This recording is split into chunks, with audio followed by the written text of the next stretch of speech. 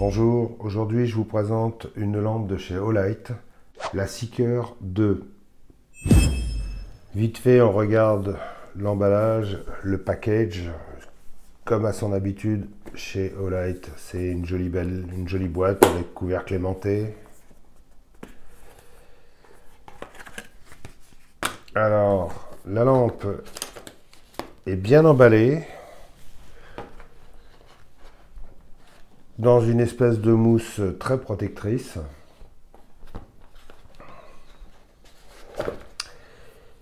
Et sous la mousse, vous avez... Nous sommes le Front de Libération des couteaux et des lampes en tout genre, le FLC LTG. Oh, mais il va pas Nous revendiquons le droit d'utiliser... C'est bon, je peux y aller? Donc, en dessous, vous avez livré avec le câble de chargement magnétique. Sur cette catégorie de lampes là, c'est carrément un procédé de chez eux et c'est carrément un bonheur. Quand on y a goûté, c'est difficile de revenir au port micro USB. Ça, je peux vous l'assurer. Chargement magnétique, c'est un bonheur. Et puis, c'est livré avec une dragonne. Voilà. Les caractéristiques de cette lampe. Elle fait donc 3000 lumens maximum. Elle porte à 220 mètres maximum. Elle a 5 modes. Elle a un mode Moon à 5 lumens, un mode Low à 50 lumens, un mode Medium à 300 lumens, un mode High à 1200 lumens pendant 110 minutes. Au bout de 110 minutes, la lampe va descendre à 600 lumens parce qu'évidemment ça chauffe. Au bout de 110 minutes, la lampe elle sera brûlante.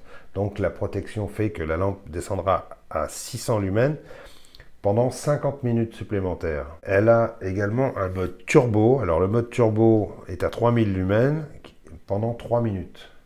Au bout de 3 minutes, la lampe redescend à 600 lumens pendant 155 minutes.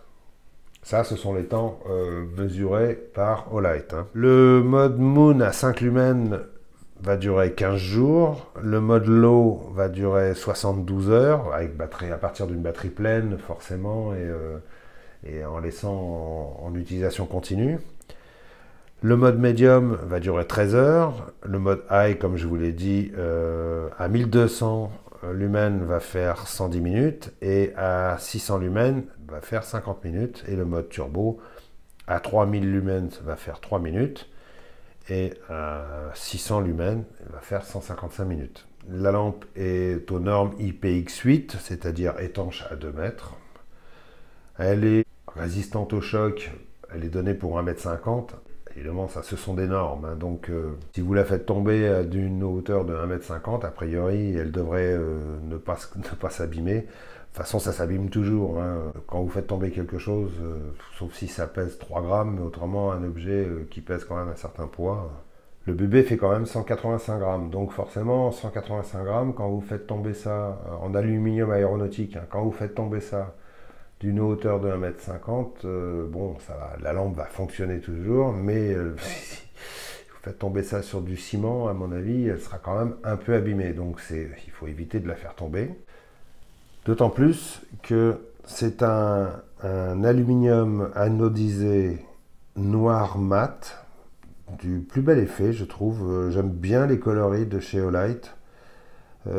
En général, les lampes sont souvent noir brillant, noir laqué. Je trouve que ce noir mat a un avantage, c'est que quand on l'a en main, ça glisse pas du tout, quoi. Même main mouillée, vous verrez tout à l'heure dans la vidéo que j'ai fait dans les bois, même main mouillée, ça glisse pas du tout, quoi. C'est vraiment bien. Les finitions sont comme toujours impeccable chez Olight, c'est magnifique. Voilà, c'est toujours la tête crénelée avec les 3 LED à l'intérieur, la lentille qui est en verre massif. C'est pas une vitre posée comme sur beaucoup de marques. C'est les lentilles TIR. Ce sont des lentilles qui sont faites dans la masse et avec les LED qui sont noyées à l'intérieur.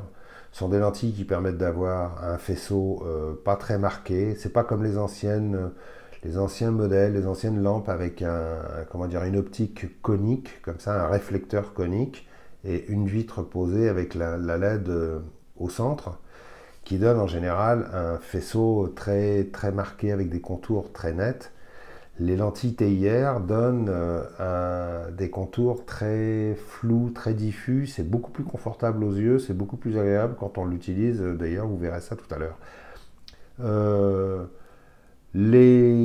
Comment dire, les finitions sont vraiment parfaites. La qualité perçue est phénoménale, quoi. C'est ça le truc avec Olight, c'est que quand vous avez une de leurs lampes entre les mains, vous trouvez que les autres font toc. Voilà,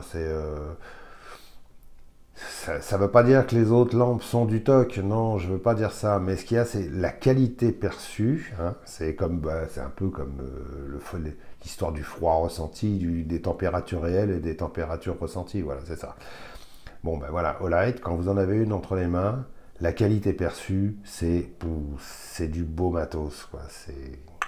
C'est joli, c'est bien fini, il n'y a pas de défaut, c'est qualitatif, voilà. La batterie, alors, batterie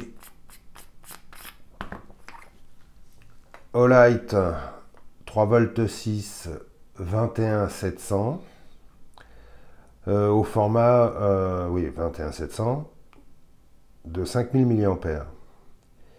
Ce sont des batteries spécifiques, attention, de toute façon, les batteries Olight sont des bonnes batteries, hein. Elles sont assez réputées. Pas si évidentes que ça à trouver, mais ce sont des bonnes batteries.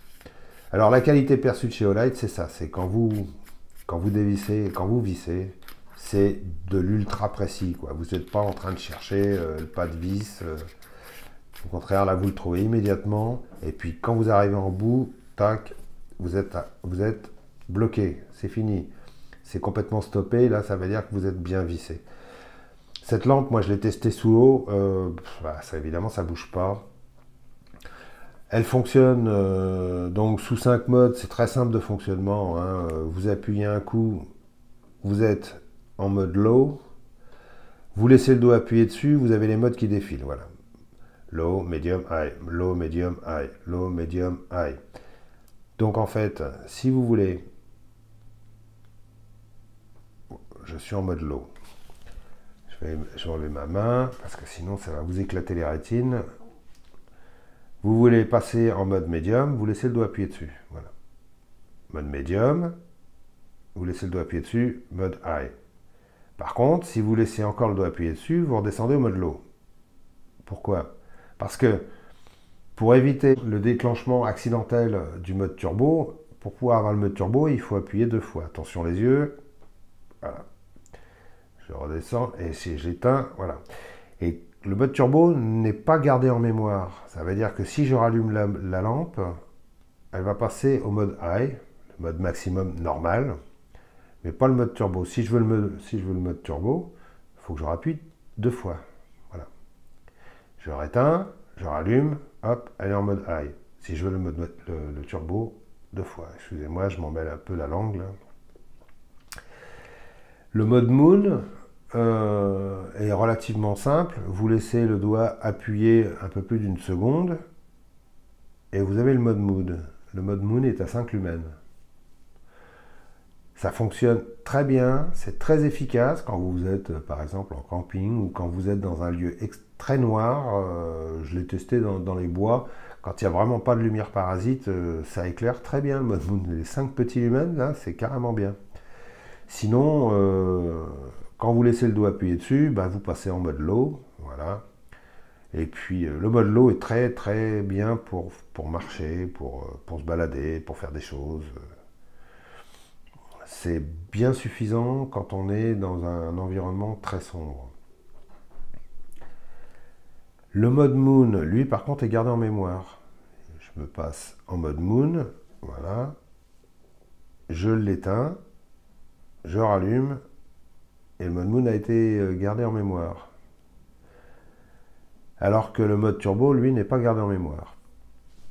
Voilà, il faut le savoir. La lampe dispose également d'un mode strobe. Alors pour le mode strobe, il faut cliquer 3 fois. Attention les yeux, et là le mode strobe, lui, il est au maximum, hein. Voilà. 3 fois pour le mode strobe. 2 fois pour le mode turbo. 3 fois pour le mode strobe. Voilà.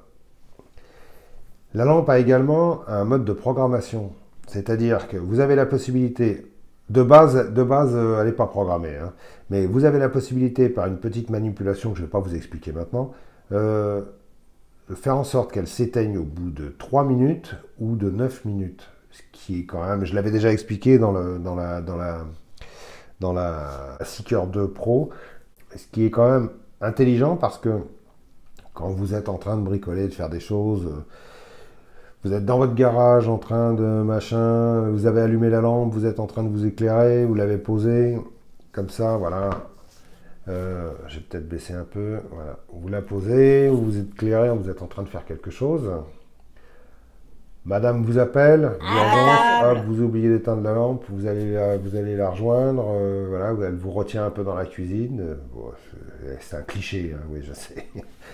Mais pendant ce temps-là, bah, la lampe, vous avez oublié de l'éteindre. Donc du coup, qu'est-ce qui se passe? Bah, si vous l'avez programmée pour qu'elle s'éteigne au bout de 3 minutes, elle s'éteindra toute seule au bout de 3 minutes. Si vous l'avez programmée pour qu'elle s'éteigne au bout de 9 minutes, elle s'éteindra au bout de 9 minutes. C'est malin, parce que déjà, ça évite, quand vous revenez dans le garage, de trouver la lampe déchargée. Et puis, quand vous rallumez la lampe, elle se rallume au mode où vous l'aviez laissé précédemment. Voilà, c'est aussi simple que ça. C'est pas une obligation, vous n'êtes pas obligé de la programmer, vous pouvez faire en sorte qu'elle reste allumée tout le temps. Voilà. Moi, en général, j'utilise pas la programmation. Je dis pas que je le ferai jamais, hein. La lampe a également un système, un petit voyant lumineux sur le bouton. Quand vous appuyez dessus, je ne sais pas si vous allez le voir, le voyant s'allume. Là, il est en vert. Ça veut dire que vous êtes à plus de 60% de la capacité de la batterie. Avant de vous montrer les tests dans la forêt, je vous montre brièvement la Seeker 2 Pro que j'avais déjà présentée l'année dernière. Ça, c'était une série limitée orange. Pour vous montrer que, bon, au final, elles sont pas très différentes. La taille est quasiment la même. Ah, les aimants, ils sont tellement puissants, j'arrive même pas à coller le cul de la lampe ensemble. La taille est quasiment la même. La Seeker 2 Pro est légèrement plus longue. La LED n'est pas tout à fait de la même génération. Les LED ne sont pas tout à fait de la même génération, puisqu'il y en a 3. La grosse différence notable, c'est que la Seeker 2 Pro est plus puissante, et puis elle a des caoutchoucs sur les côtés pour assurer un meilleur grip. La couleur est mat aussi, c'est un orange mat. Mais c'est pas la même, comment dire, la même sensation. Là, c'est déjà un petit peu plus slick, un petit peu plus glissant, pardon. Voilà, je me mets à faire de l'anglicisme, moi. Un peu plus glissant. Alors que là, ce noir mat, là, je trouve que ça grippe bien. C'est vraiment pas mal. Ils ont trouvé une super couleur, là. Je ne sais pas du tout si c'est fragile, si ça se raye facilement. Pour moi, j'ai une mauvaise expérience des couleurs mat. Notamment sur les voitures, les motos, les peintures mat, j'ai toujours trouvé que ça se rayait super facilement, quoi, ça marque. Donc je ne sais pas, on verra, faut voir dans le temps. Pour l'instant ça bouge pas, hein, pourtant je l'ai utilisé assez fréquemment là, ces derniers temps. Sinon, la Seeker 2 Pro, elle a des petits perfectionnements, elle a voilà, un système de voyant, je ne sais pas si vous voyez, qui indique le niveau de charge sur le côté et puis le niveau de puissance sur lequel on est du côté gauche. Bon, bref, voilà, ça c'est... Est-ce que ça justifie la grosse différence de prix entre les deux? Je ne sais pas. Maintenant, en l'occurrence, je vous montre tout de suite les tests de cette lampe et puis on se revoit juste après pour les conclusions et voilà. On commence par le mode turbo pour pouvoir régler le capteur de l'appareil parce que sinon après il n'est pas assez sensible. Ensuite je passe au mode low. Le mode low est difficile à voir hein, quand on va filmer la nuit. Mode medium. Et ensuite le mode high. Quelques comparaisons avec la Seeker 2 Pro. On commence par la Seeker 2 en mode high. Ensuite, on va passer à la Seeker 2 Pro en mode High. On peut voir que la couleur de la Seeker 2 Pro est légèrement plus jaunâtre, enfin c'est l'impression que ça donne, mais la différence n'est pas énorme. Ensuite, on passe en mode Low sur la Seeker 2. Alors là, c'est difficile à voir quand même à la cam, les capteurs sont pas assez sensibles. Mode Low sur la Seeker 2 Pro, c'est pareil, on n'en voit pas plus, de toute façon la puissance est la même. Ensuite, le mode Medium sur la Seeker 2. Là, on y voit un peu plus, mais bon, c'est pas flagrant. Mode Medium sur la Seeker 2 Pro, c'est pareil. Les puissances sont rigoureusement les mêmes. Le mode High sur la Seeker 2. Là, on commence à y voir un petit peu mieux. Et le mode High sur la Seeker 2 Pro. Je trouve que les couleurs sont sensiblement les mêmes. Mode Turbo. C'est là où on voit vraiment la différence. Turbo sur la Seeker 2 qui fait 3000 lumens et Turbo sur la Seeker 2 Pro qui fait 3200 lumens. On voit que c'est un peu plus péchu, mais bon, pas flagrant. Pour le mode Moon, alors là, bon, ça se voit à peine, les capteurs sont pas assez sensibles pour filmer la nuit.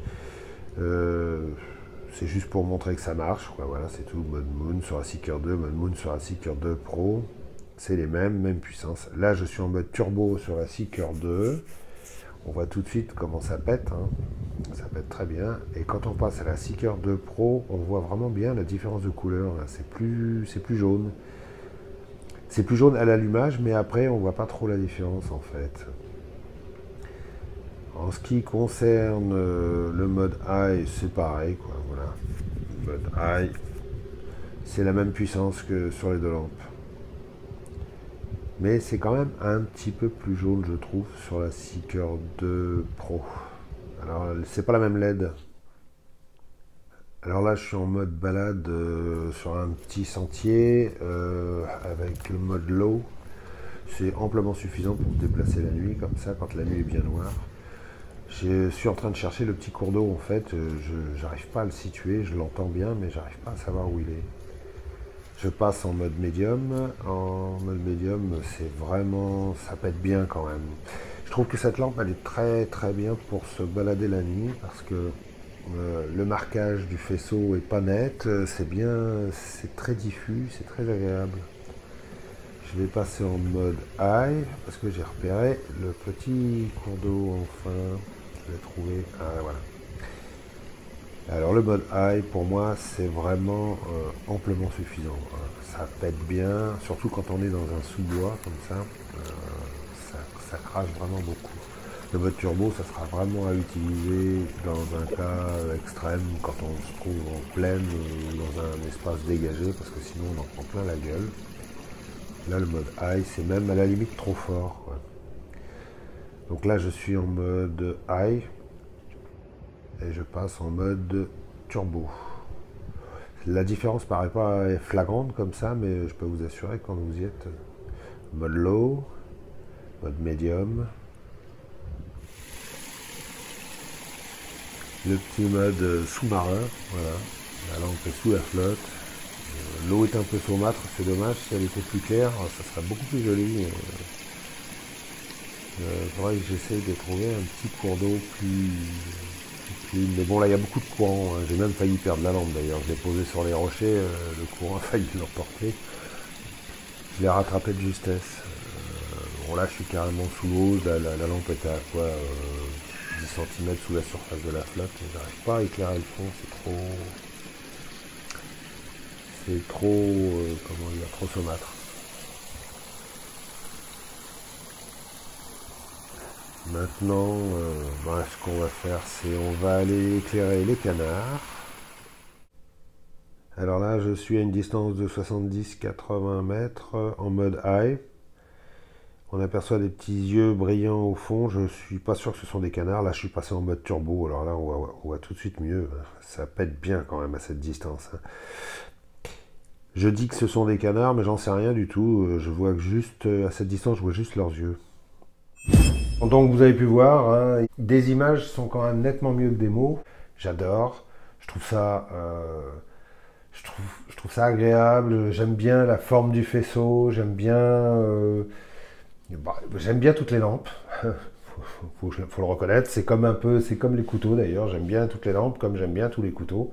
Maintenant, je reconnais une chose, c'est que ces nouvelles lentilles, là, les lentilles TIR, c'est carrément bien parce que ça donne vraiment un faisceau très diffus et c'est très agréable à l'œil. Les couleurs sont assez naturelles. Vous avez pu voir dans les tests que les couleurs entre celle-ci et la Olight, la Seeker 2 Pro, sont légèrement différentes.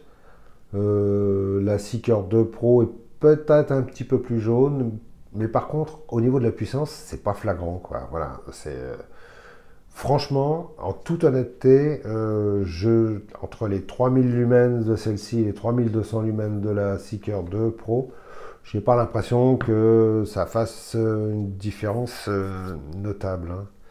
Surtout que tous les autres modes sont aux mêmes puissances, hein. 50 lumens pour le mode low, 300 lumens pour le mode medium, 1200 lumens pour le mode high. Il n'y a que le mode turbo qui passe à 3200 lumens sur la Seeker 2 Pro. Donc voilà, pas de différence notable. Je suis vraiment ravi de ces deux modèles. C'est des modèles qui sont, attention, ce ne sont pas des lampes tactiques, hein. Ce sont des lampes qui sont à usage domestique, loisir, mais vraiment, vraiment sympa. Très simple d'utilisation, pouvant être utilisé par toute la famille, et puis, voilà, moi j'aime bien, quoi. Sincèrement j'aime bien. Allez, salut à tous, à bientôt, et puis peut-être une vidéo à suivre sur autre chose, sur un couteau. Salut à tous, et puis, comme on dit, restez allumés, hein.